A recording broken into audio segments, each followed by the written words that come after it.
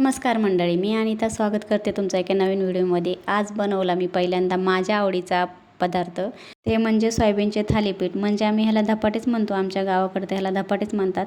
ते मी गरम पाण्यात मीठ टाकून सोयाबीन 10 मिनिटं ठेवली होती आणि त्यानंतर त्यातलं पाणी काढून मिक्सरमध्ये बारीक करून घेतली। त्यामध्ये मी ज्वारीचं पीठ, गव्हाचं पीठ, बेसन पीठ आणि तांदळाचं पीठ टाकलं होतं। त्यानंतर त्यामध्ये हिरवं वाटण टाकलं, म्हणजे आलं लसूण पेस्ट, हिरवी मिरची आणि कोथिंबीर याचे वाटण होतं ते टाकलं।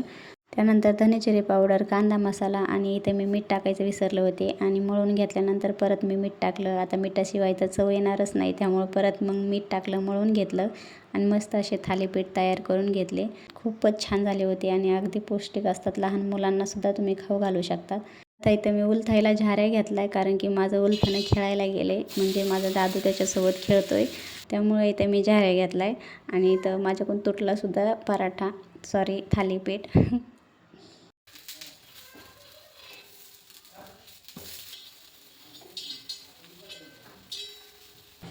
सुद्धा आमचं खेळायचं आमचं मूडवर असतं। रेसिपी आवडली असेल तर लाईक, चॅनलला सबस्क्राईब करायला विसरू नका। धन्यवाद।